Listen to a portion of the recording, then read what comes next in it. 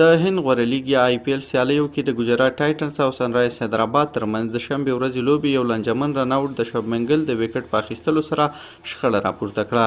شبمن ګل چې له جوز بټلر سره یې د دویمې وکټ لپاره 2 شپېته منډې جوړې کړې وې د 14 اوور پر مهال له لوبې بهر شو.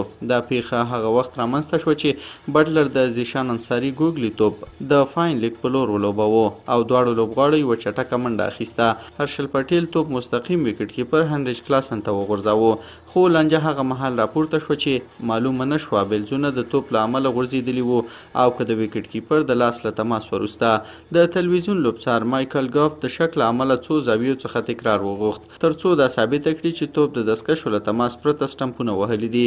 که څه هم ویډیوګانې د توپ مسیر کې بدلون ښکاره خو دا لا هم روښانه نه و چې لومړی تماس د توپ و که د لاس. د هند پخواني لوبغاړي او مبصر آکاش چوپړا د ESPN کرکینفو پر ټایم اوټ خپرونه کې وویل کافي شک موجود و، نو اپیل باید رد شوی وای.